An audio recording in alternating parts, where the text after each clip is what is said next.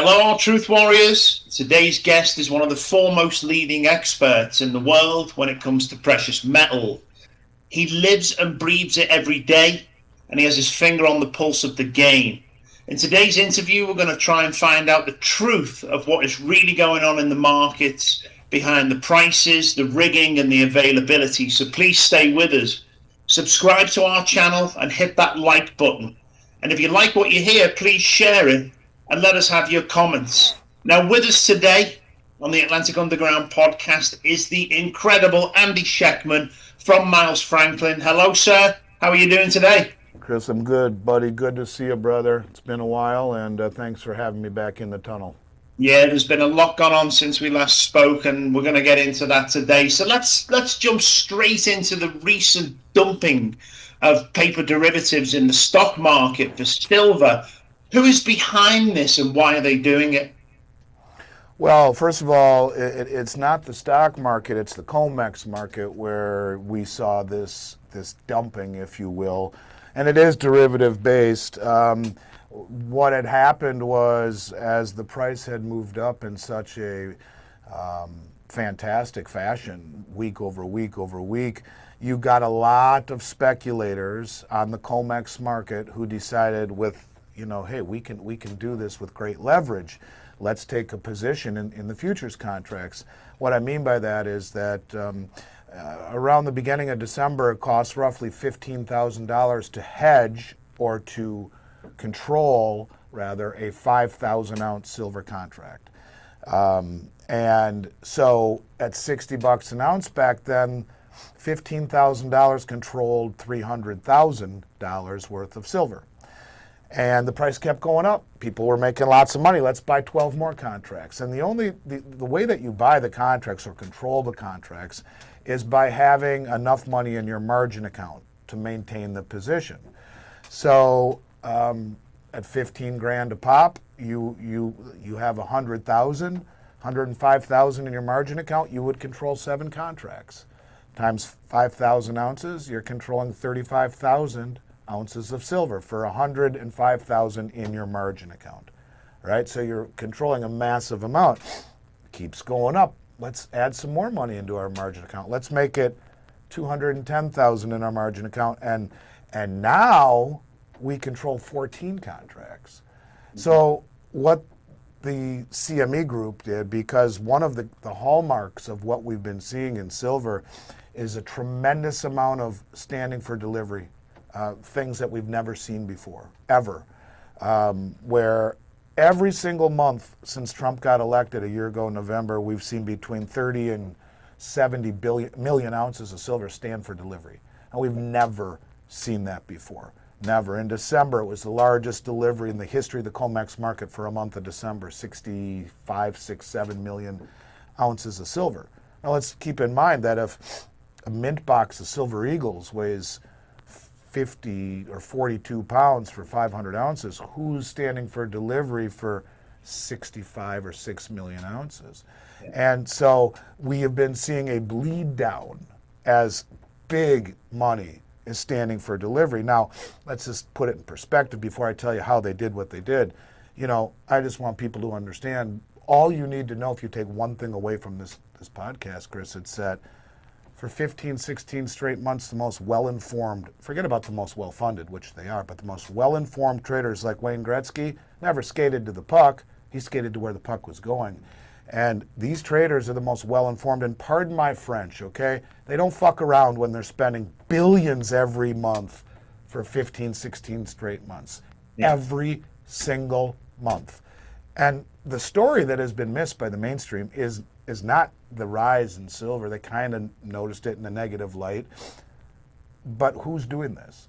Now, I want you to think about this. Every single month after month after month after month after month after month after month, billions, billions, and billions and billions worth of silver coming in, and gold. But do you think there's any coincidence at the tail end of that? Very tail end, like last month, so 14 months, 15 months into it, that the U.S. government says, by the way, it's now a critical mineral, and the U.S. government is imposing a government-sponsored price floor, and also a government-sponsored, we're going to accumulate a strategic stockpile of these strategic metals. So there are some very big players that are trying to accumulate massive amounts of silver. I'm going to get deeper into the weeds so you can get a good picture of this in a moment. But how did they do it? Well, on Christmas Day, or before Christmas, I mentioned early in the month it was 15 grand. Now it's almost 50. They've raised the margins 300%. So much so that, the day after Christmas, the day before, few days before Christmas, it went to 18,000. Day after Christmas to 21,000. So let's just pretend you have 14 contracts and it's gone up 60%. The margin did. So, from 15 to 21. So what's that? That's 6. That's about whatever. 6 into 15 is about 40%, let's say. So it went up 40%.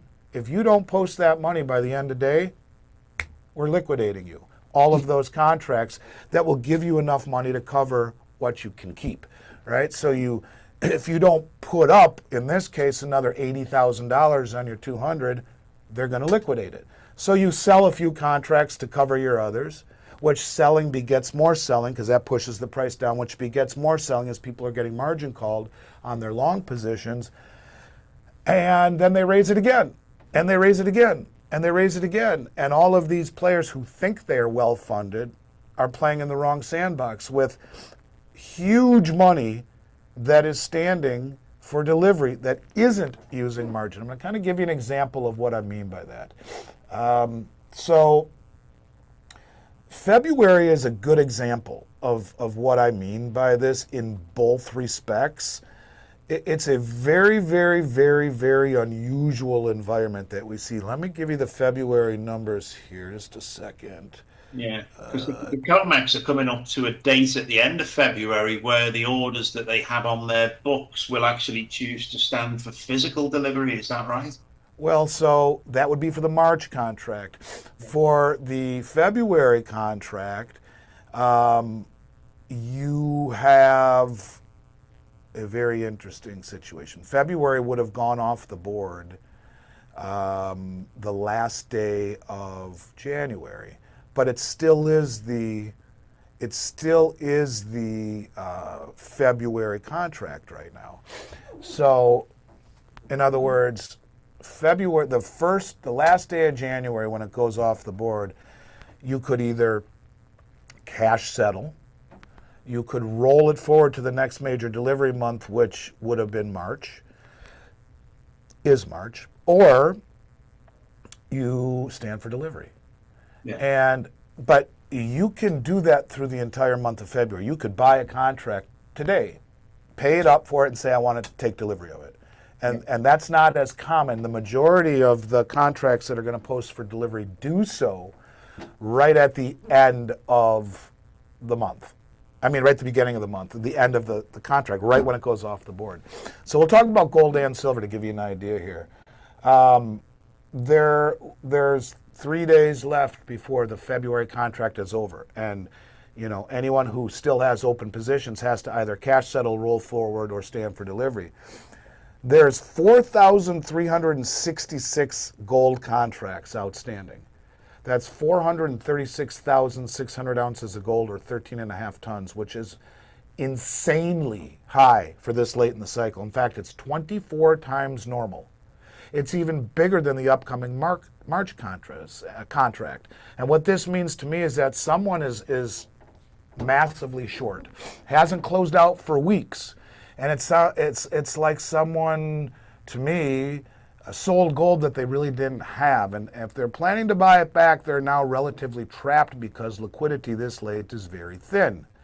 And so when we look at a market that moves on confidence, the moment the market believes there's not enough metal, the leverage unwinds, and that's when, in commodities, leverage becomes violent.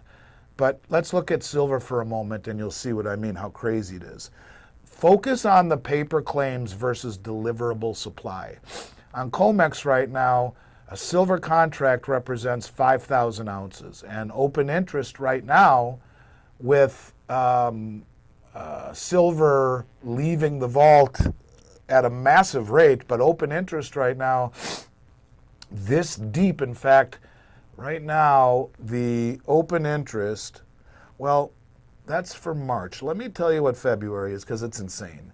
So far, they've already delivered 23,195,000 ounces of silver. They delivered 4,639 contracts so far through February 26th.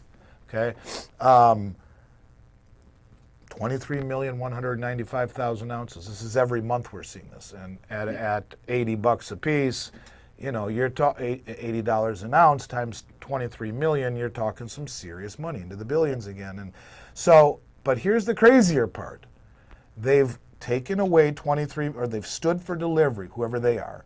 Someone said, I want 23,195,000 ounces, but the withdrawals out of the COMEX for the month of February have been 38,082,934 ounces. The bottom line is that the vault withdrawals in the month of February are 164% of the February delivery demand. Again, way unusual. Yeah. This means more metal is being pulled out than delivery can explain alone. Highly unusual. Classic sign of massively tightening physical conditions. Classic sign of we don't trust the market. So let's look at the March contract. The March contract, there's 3 more days left until the March contract has to either stand for delivery. The majority of the contracts issued in February did stand for delivery, and it looks like a lot more are going to in the next few days. But with March, they either will stand for delivery, they will roll forward to May, or they will cash settle. So the open interest currently is 47,847 contracts of silver. That's 240 million ounces of silver. In contrast, the total registered inventory, that is the category of metal specifically earmarked for physical delivery, stands at 88 million ounces. So explain to me how 239 million ounces that could stand for delivery would be satisfied by 88 million ounces in registered. It's a paper Ponzi scheme. And it's a looming game, Chris, of musical chairs. It indicates a massive shortage of physical. Yeah. If even half of the open interest were to actually stand for delivery, that's 120 million ounces with only 88 million ounces to deliver. So the math, if demand for delivery spikes, COMEX has 2 options. They can drain the registered inventory, which is, there's not enough to cover it, or they make forced incentives, like they pay a high premium to roll your contract forward, or do an exchange for physical where you take that contract and send it to London to get physical, or cash settlement, giving them a carrot, anything that keeps metal from leaving. And this is how stress shows up. It's not in price first, but in the delivery mechanics. And when the paper claims tower over the deliverable pile like they are, the market only stays calm until it doesn't. And I think that's where we are right now. So how did they do it? Well, they raised margins so high, and keep in mind, every month for 16 straight months we've seen these deliveries. My guess, it's the Exchange Stabilization Fund on behalf of the U.S. government, who ironically said, yeah, by the way, now it's a critical mineral. We're going to accumulate it.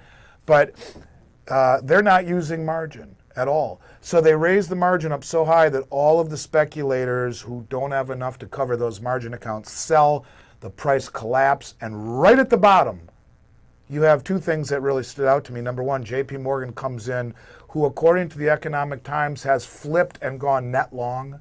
They've covered over 200 million ounce short position, and right at the bottom they cover 800 contracts, just under 800 at the very bottom.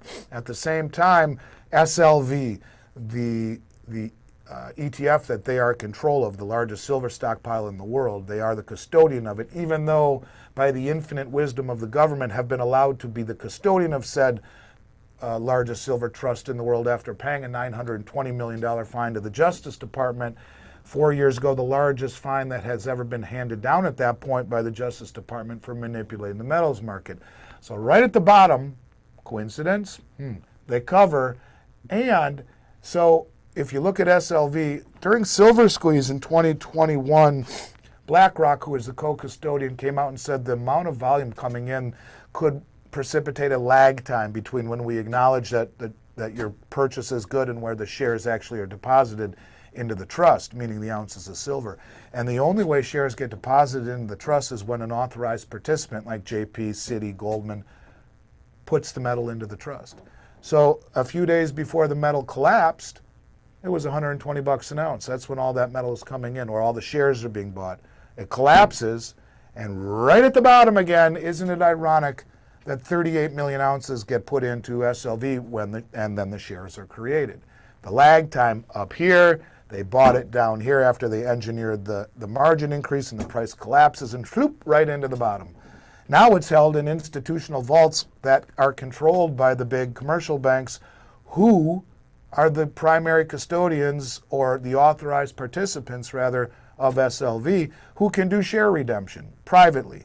They take the shares they have, they redeem it for the metal and pull it out, and no one knows about it. It's just another way to drain physical metal and take physical possession of it, getting it out of the way of whatever is happening right now, where the biggest, most well-informed money on the planet, across the central banks and now to the most sophisticated institutional traders in the United States, who are not using margin to stand for delivery, are doing so, and then just so happens to coincide with the U.S. government saying it's now critical. We're building a strategic stockpile, and we are putting government-sponsored price floors underneath it to incentivize domestic mining initiatives. So you have not seen anything yet in silver. It will go higher than people think possible. This was done to shake all the weak hands off the trees.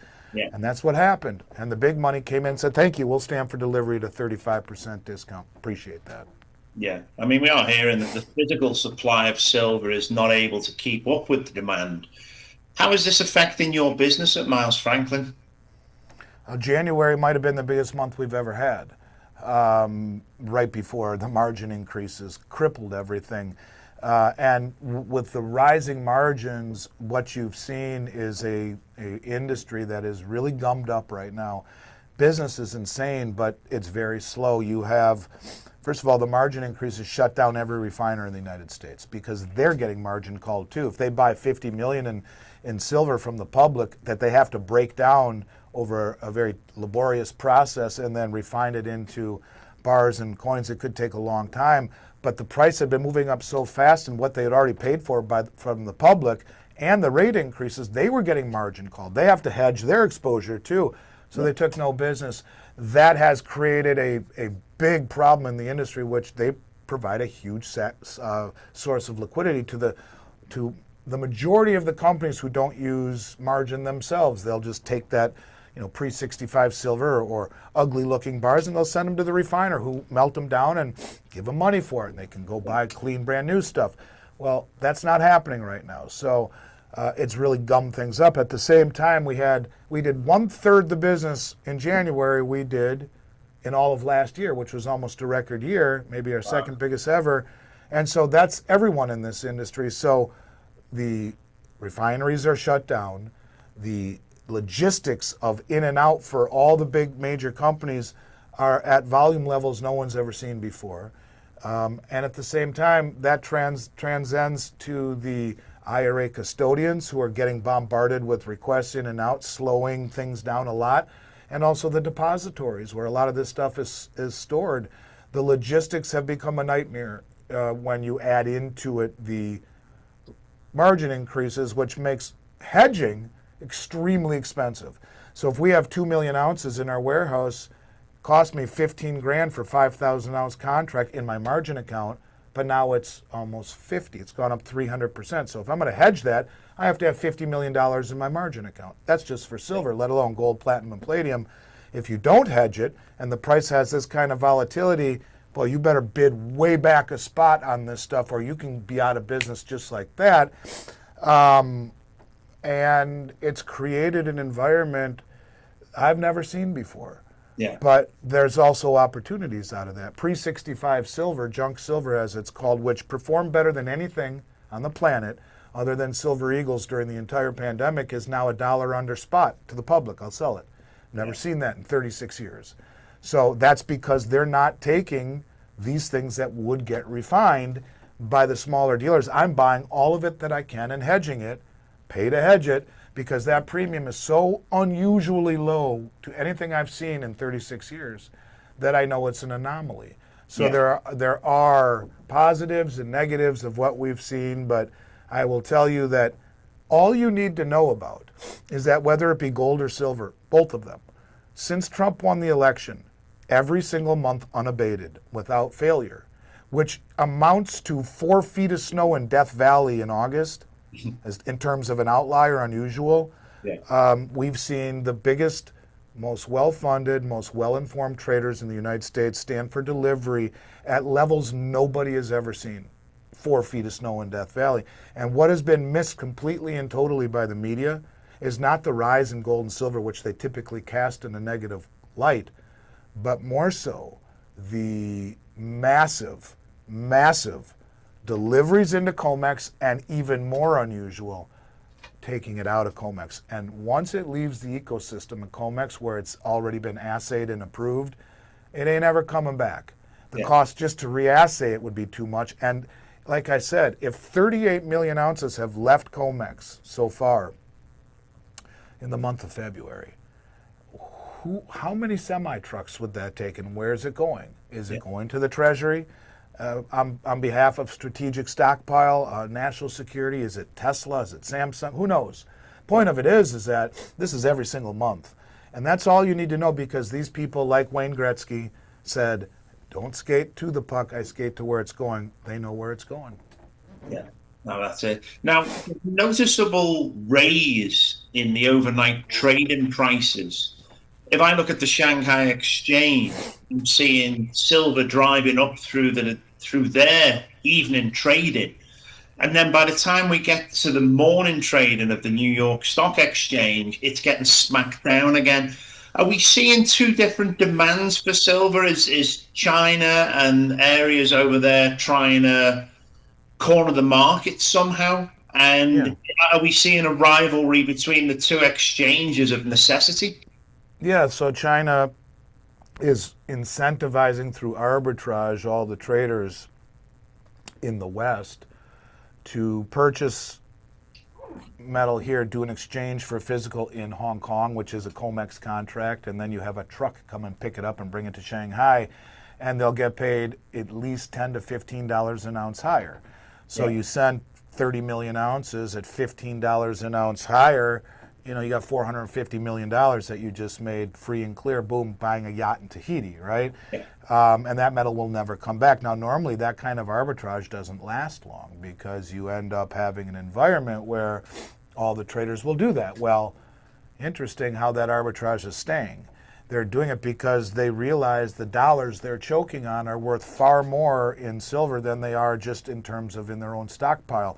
They will pay far more than the West make-believe prices, but it's even deeper than that, because not only do they pay that VIG, that spread, where only the big traders are able to take advantage of this and deliver the physical, but there is a VAT tax of like 13% that is the responsibility of the recipient when the metal leaves Shanghai.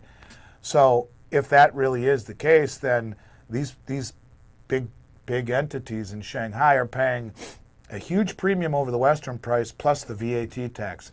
In other words, a massive premium over the Western price, which tells you the Western price is full of crap. And they know that. And so they would rather take the dollars they're choking on because of the trade imbalance and exchange them for things that are real. And using the Western make-believe price, which is just that, as an incentive to offload it. The arbitrage should have been closed out a long time ago. The fact that it isn't tells you this is very well calculated, and they're trying to incentivize those greedy traders to send off all the silver that isn't nailed down.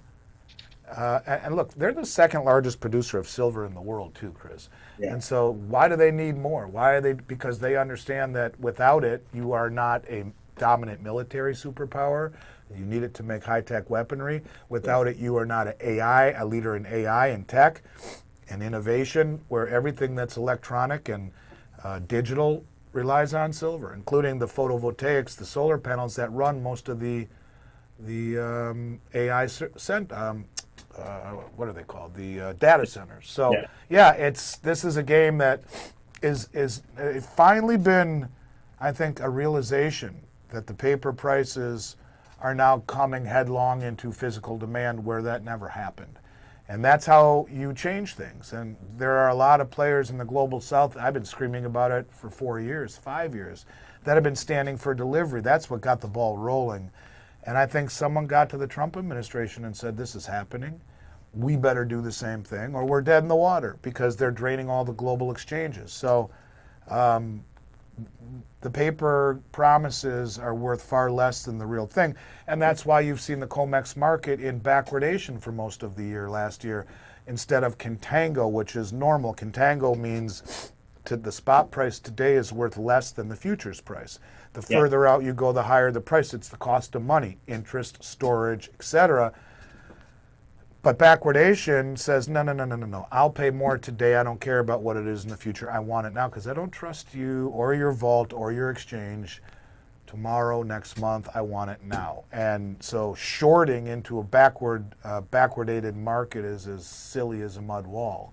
These are things that we really have never seen before. Backwardation is incredibly unusual in the silver market because of the cost of interest and storage, but it shows that there's tightness in the physical market. Remember, 10 million ounces more than was delivered, 38,082,000 ounces left in the month of February, when only 28 million ounces has been delivered so far. More metal is leaving the safety and liquidity of the COMEX than is even being delivered. That's crazy. Yeah, that's insane. So are the mints, do they still have enough supply to produce the usual stock, or are we seeing delays on delivery from them? The U.S. Mint has been the model of inefficiency for the last several years. They can't keep up with demand. That's why the premiums on Silver Eagles and Gold Eagles are much higher than anything else. No, the mints cannot keep up with demand, and maybe it's by design. There is a video I would tell everyone to watch. It's a 3-part video. My friend Bix Weir, Bix, B-I-X, Weir, his channel is Road to Ruta, R-O-O-T-A, and was done about 2 years ago with a man named Jack Sermon. Jack Sermon is a guy that started and really has run the Silver Eagle program at the U.S. Mint since its inception in '86. And he said some things in this interview that I almost fell off my chair listening to. He said during the Biden administration, during the pandemic, he was told by his supervisors to only make or produce as many Silver Eagles or as few Silver Eagles as they could without creating a global backlash. In the charter that was used to form the Mint, it says they have to make as many Silver Eagles as is demanded by the public, first and foremost. That's law. Yeah. Secondly, he said, we made a fraction of as many as were demanded, and he said the primary distributors came to us at the end of in the middle of the year and said, we'll take another 36 million coins, and we gave them 12 or something like that. Wow. And he said it made him very angry. Here you have the head of the Silver Eagle program saying he was told by his supervisor. Well, who would the supervisor be? It would have been the Treasury Secretary, Janet Yellen, who said, do not make more Silver Eagles than you absolutely have to. In fact, make far less than you have to.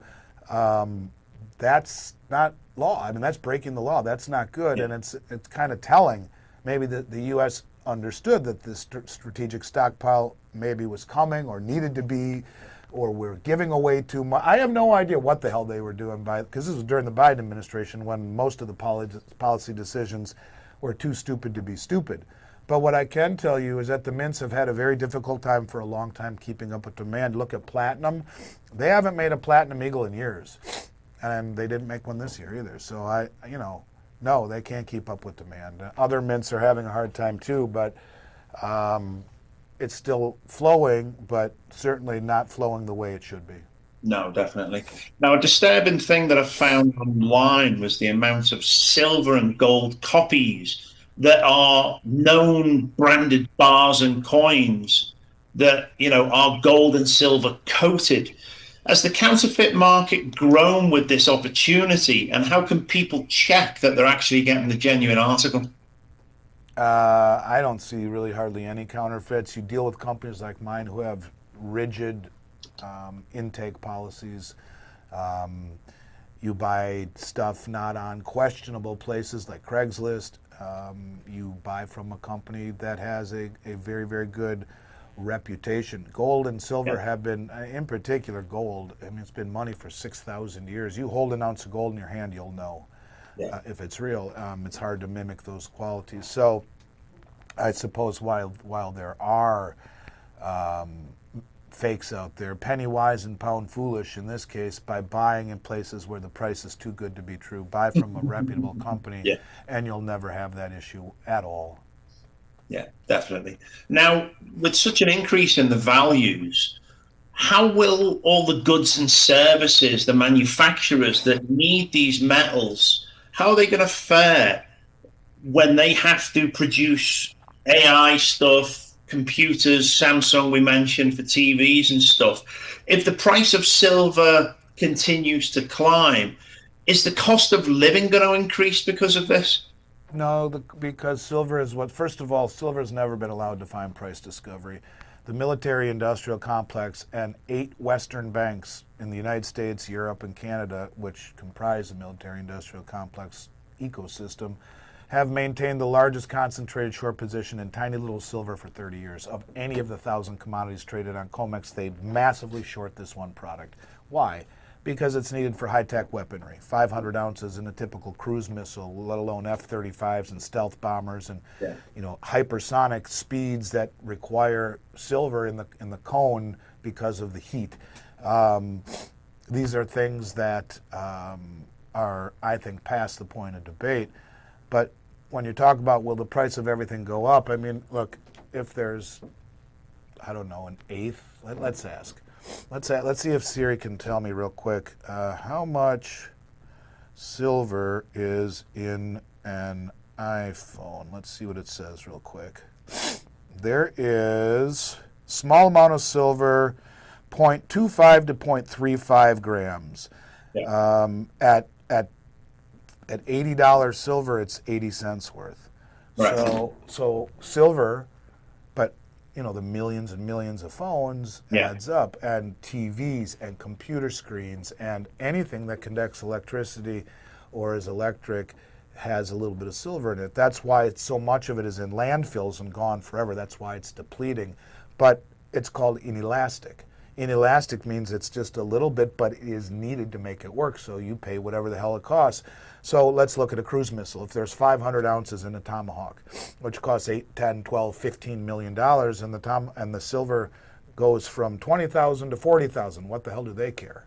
Yeah. They don't. And the same thing is true here. So yes, it becomes a little bit more expensive, but if the price of silver doubled, now there's $1.60's worth of silver in here instead of 80 cents. Are you still going to buy the iPhone? Sure.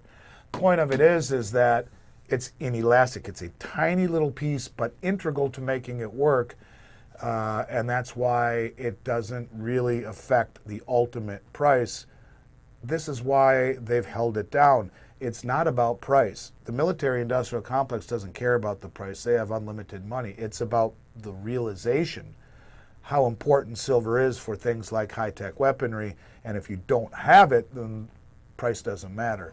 So I think that the inelastic property of silver, small amount but critical, really doesn't make the price of anything get that much more expensive, even if it doubles, triples, or quadruples. Yeah. Could a short supply of silver cause a collapse within the AI sector that could mirror the dot-com bubble and also burst? There's more silver used in the photovoltaic, the solar panels, the solar panel farms that are used to run electricity for the AI server centers, data centers. Yes, it could. I mean, there's silver in every computer, in all the soldering parts and all of the connective deals, but not enough to make a massive difference. But where it would make a difference is in the electricity, and that's why they're using these big data centers. They're using solar farms. Yeah. And so when you use these solar farms, yeah, absolutely, the cost of and the input cost of solar panels, sure, it could definitely put a crimp on things. So maybe that's some of the the big deliveries. You get some of these companies say, listen, man, we need this stuff or we're dead in the water. So get it the hell out of there, because there's problems there. There's way more silver contracts than there are bars behind it. That's a problem. Get it out. Yeah. Pull it out. I don't care if you have to dig a hole and put the silver in our, underneath our building. get the silver in our possession. And maybe that's what you're dealing with, the realization if you don't have it, you don't make your product, period. And so, I think these are all valid questions, but I guess we'll have to see how it all plays out. But I think there'll be a race, and that race will be between not only the industrials who make things or the hedge funds that invest in things, that the battle, one needs it, one invests in it and notices that there's blood in the water, but at the same time you also have the added race to secure it physically rather than trusting it. Think backwardation. I don't trust you inside the ecosystem that has been massively rehypothecated, where they sell the same contract over and over and over because no one ever stands for delivery. No one ever did, 1% or less, and now you're seeing massive delivery by very wealthy, sophisticated traders that never did it before. It speaks volumes about the real value of silver and the paper price being a tool of misdirection. Yeah. Now, we were talking earlier about the manipulation of silver. Now, could that get to a point where it's actually not cost effective to mine? And will they shut down operations? And if so, what would that number be that it would need to drop to affect mining stock? So that's why the government is putting a government-sponsored floor underneath it to incentivize domestic mining. Silver, of all of the silver mined last year, Chris, 850 plus million ounces, only about 170 million came from companies that specifically mine silver, about 20%. It's disappearing in nature as is. It's called, it's found in nature in a form called epithermal, very near the surface, like your skin is epidermis.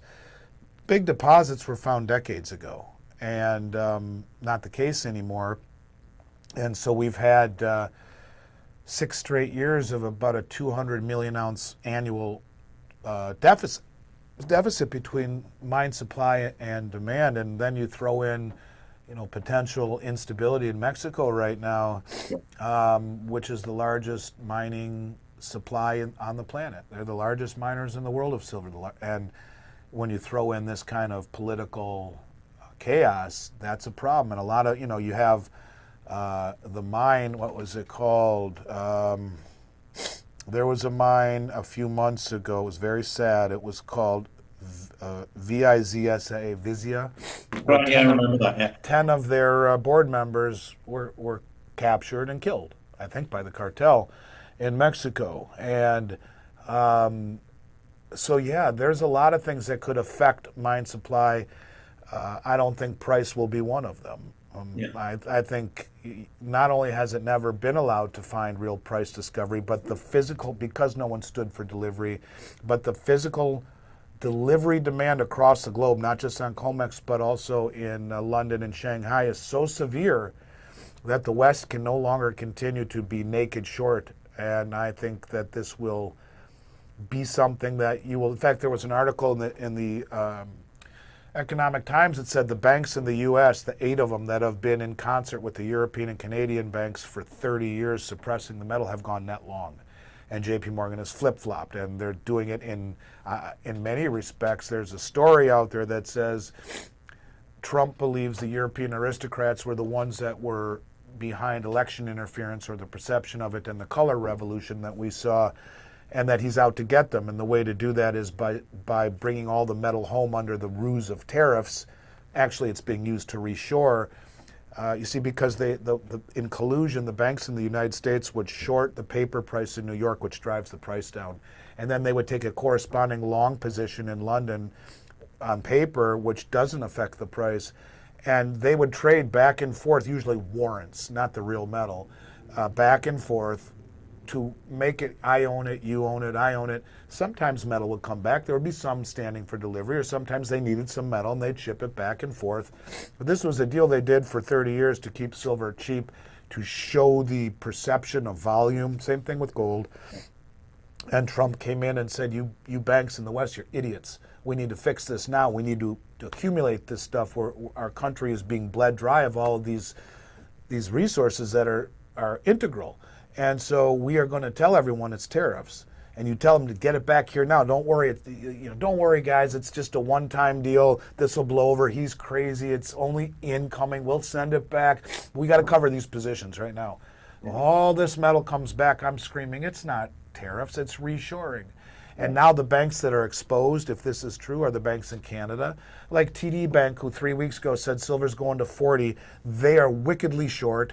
They're trapped. And they said this publicly, took a huge short position, and 2 days later got stopped out at $92 at a multi-million-dollar loss. They're not going to try that again. But the banks in Canada and the banks in Europe are short, negatively short.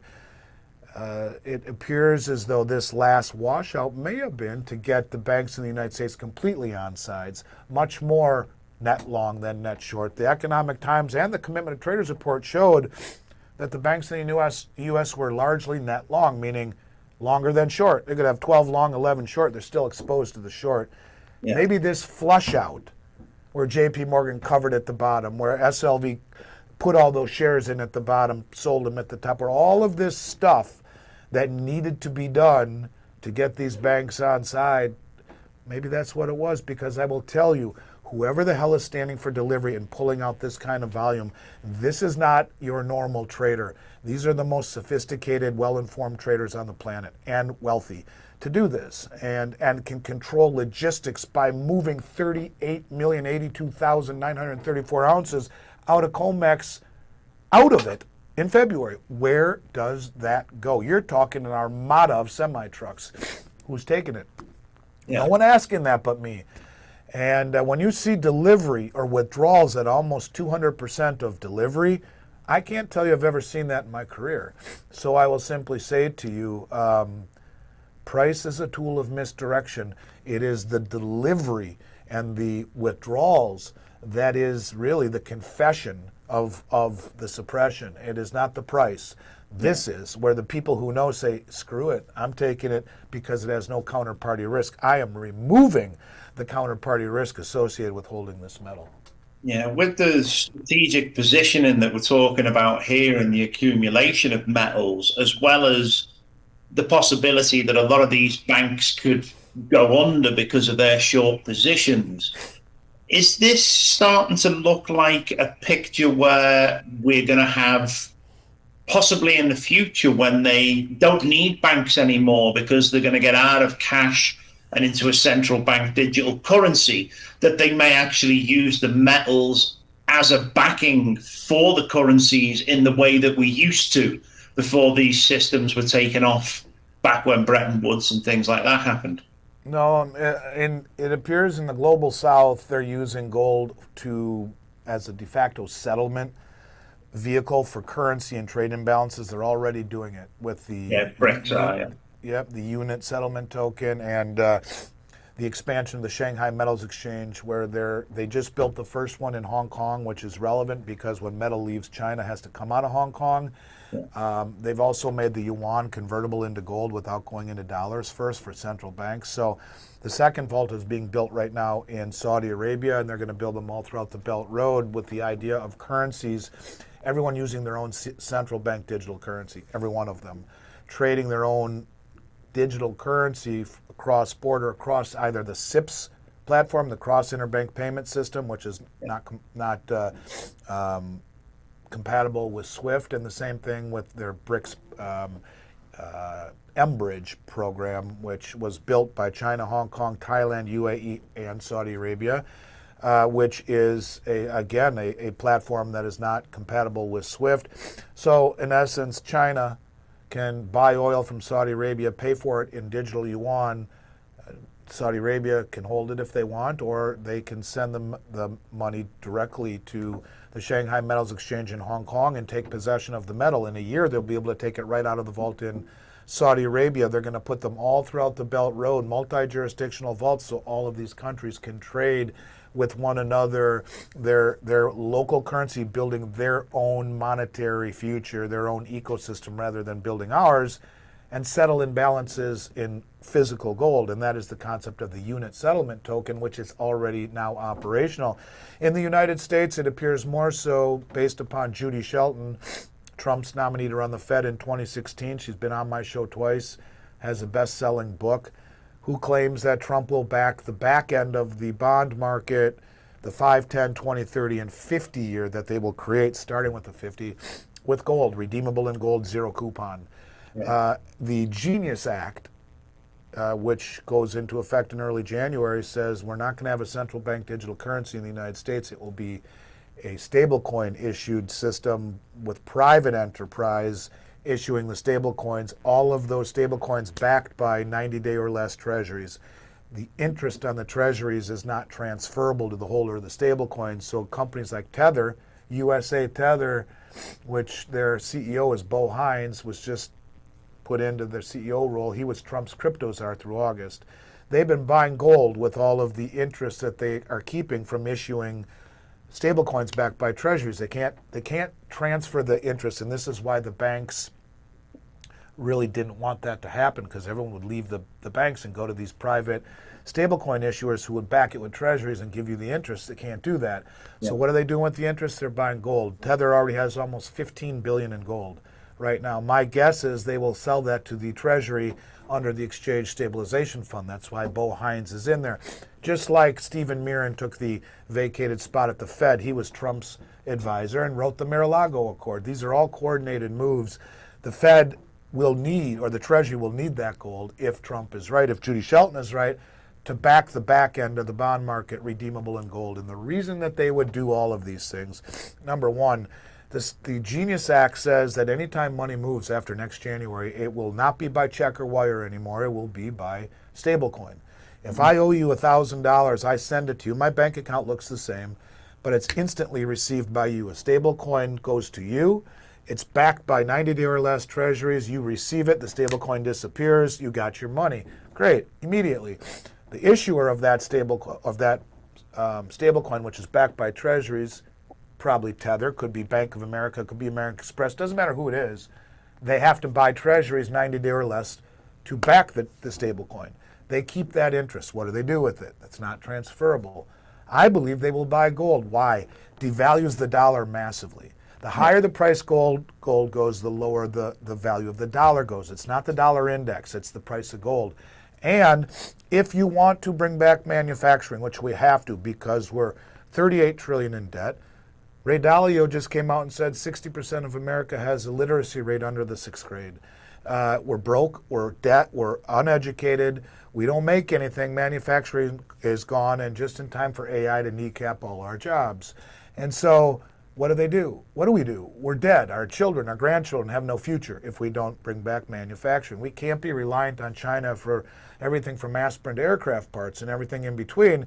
So how do you bring it back? Well, the first thing is, this is called Triffin's Dilemma, which says that as a reserve currency, you will always run a trade imbalance because the world needs more dollars than you can provide through trade alone. So in the open market, inevitably, they have to sell their currency to buy ours to conduct business, like buy oil.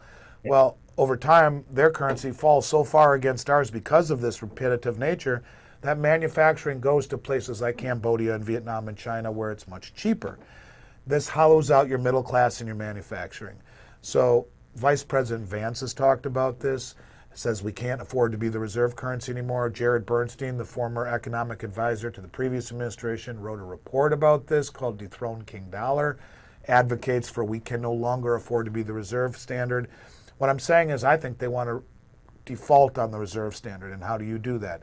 First, you got to devalue the dollar by letting gold go to the moon. Well, how do you let gold go to the moon? You got to bring all that gold back first, control it, and you let it go to the moon by devaluing the dollar and taking all of the proceeds of anytime money moves anywhere. Synthetic demand for the U.S. Treasury is what this is, to keep the front end down very low, to incentivize borrowing and all that kind of stuff. But you take the proceeds of the Genius Act that isn't transferable and you buy gold, push it to the moon, higher, higher, higher, higher. Gold goes down, dollar goes lower, lower, lower, lower. This is what they've done to us to sell us their products, a cheap currency against ours. So we massively devalue the dollar, let gold go higher, higher, higher, higher. The U.S. government is importing billions of it. I think it's the U.S. government. Someone is billions and billions and billions every month. Never did that before. Now all of a sudden it's all standing for delivery. And then Judy Shelton comes in and says, well, we'll back the 50-year to start with. We'll create a 50-year, 1% interest backed by gold, redeemable in gold. And then we'll do a 5, 10, 20, and 30-year with zero interest backed by gold, redeemable in gold. So the idea is You massively devalue the dollar to sell your manufacturing to the world. How do you bring back your manufacturing facilities and retool them? You do that at zero upfront borrowing costs by selling bonds redeemable in gold. Now, an interesting side bit, Van Eck funds, they're just a mutual fund company. They came out and said if the dollar does indeed lose reserve status, gold will go to as high as $182,000. And they figured this out, some mathematical formula by their emerging market bond team. So let's just play this out. We sell a $20 million, you sell a $20 million bond to build a manufacturing facility. And that bond is doable in 20 years. You owe $20 million in gold. And today, if you had to deliver it, it's at $5,000 gold, that's 4,000 ounces. If Van Eck Fund is right, and we do default on reserve status, and the dollar and gold goes to 182,000, that's 110 ounces. So in 20 years, you deliver 110 ounces, and bang, you've satisfied the bond, you brought back all of that money, and built the manufacturing at zero upfront borrowing costs. And as gold goes higher and higher and higher and higher, the dollar goes lower and lower and lower and lower. You can actually look the world in the face and say, our kids might not be screwed after all, because our kids don't make anything. We're uneducated. We're broke. We're insolvent. We are in trouble. And if we don't bring back manufacturing one way or the other, then this country will be a shell of what it always was a decade from now, as all of the power, the commodities, the manufacturing, the refining, all of that stuff is in the global south and global east. If we don't do this, it's over. And I think that is the nobility of what he is trying to privately do. If he would be open about it, it wouldn't work. He's misunderstood, in my opinion, and I could be way off base. But everything that I see, everything that Judy Shelton told me, everything the U.S. government is doing with importing, tells me this is where we're going. Moral of the story, Chris, you save in dollars, you're destined to go broke. You're not a contrarian and think outside the box. You'll be a victim. And as God is my witness, I mean that. I've said this in front of very, very, very smart people, much smarter than me, and none of them have discounted its, sorry, I'm battling, I was traveling in a ski trip, and I came back with a pretty wicked chest cold. People have not discounted it and said it's very intriguing and it could very well happen, and kind of like, wow. So I'm not saying that I'm on to something revolutionary. I'm saying I'm connecting the dots this way, and I could see it being a pathway to an option that has been removed for a long time. When you have the indebtedness that we have, not roughly $200 trillion, $38 trillion, yes, we know of, but Medicare, Medicaid, Social Security, government military pensions, that's $150 trillion in and of itself. And how do you pay that off with no manufacturing? And this, what do you do? So Richard Russell, my mentor, God rest his soul, used to say they can inflate or default. That's it. Inflate or hyperinflate or default. Well, how about, why can't you produce your way out of it? That's the other option normally, but we don't have nothing to produce. We consume far more than we produce. We have to bring back manufacturing, and the only way to do that is to give up on the reserve status, as Jared Bernstein said, the chief economic advisor to the last administration, as has Vice President Vance, specifically citing Triffin's dilemma. So I think there's a lot more in store for gold and silver than meets the eye. Price is a tool of misdirection. It is the delivery and the offtake, and all of the associated rhetoric that we are hearing, if you listen closely, that tells me this is a lot bigger than we think. We've had in the past government confiscations of gold. Could they enact anything like this again, citing emergency requirements for the need for silver? I don't think so. I mean, I guess they could, but how about something better?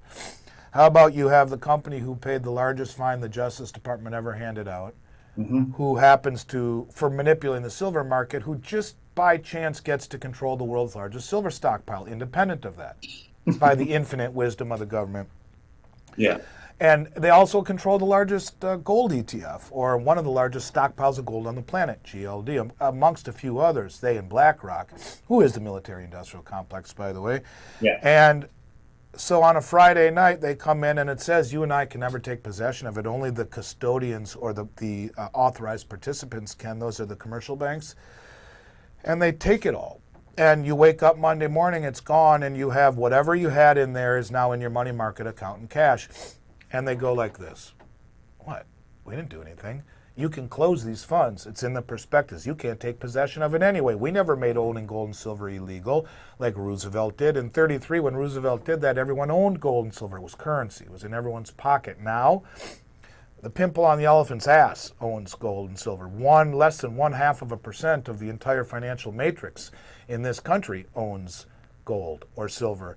And so it would be the offtake would not be worth the pushback globally, where the center of free trade and the world reserve currency actually activated eminent domain and took gold and silver from their population when communist China promotes it. How can we do that? You can't. It would be just like that. The dollar's done. Instead, how about create two funds by the big commercial banks that manipulate the price, where all the financial advisors who used to be called stockbrokers made money per trade now make money keeping it under management. You don't want to buy gold and silver from a physical company. Buy an ETF. We'll control it. You don't have to worry about the storage. You have all this metal inside the ETFs that are just sitting there with a pink bow wrapped around it, controlled by BlackRock and JP Morgan. You'd have the largest stockpile of silver and the fourth or fifth largest stockpile of gold in the world without breaking laws or infringing liberties, or going door to door to people's house like mine who may have an NRA sticker on the bottom of the door. They don't want that, and with so few people actually owning any, the unintended consequences wouldn't be worth it. But here, they can have the giant pie with the pink bow wrapped around it without the public backlash and still allow physical ownership. So I do not see confiscation the way Roosevelt did in 33, simply because then it was money. Now it's forgotten about by the majority of people. Yeah. Foolishly. As the most sophisticated people in the world are accumulating it, the public has no idea.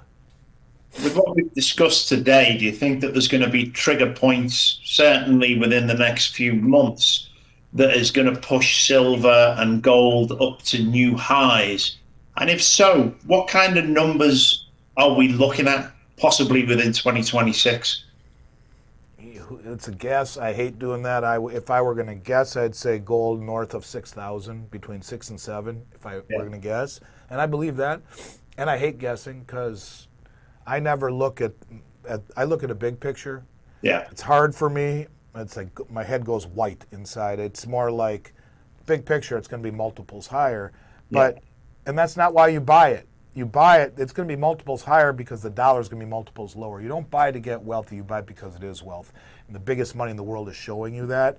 But silver, if it were to go to the high side, I don't know, 175 to 200, I guess, isn't outlandish based upon historical numbers. Excellent.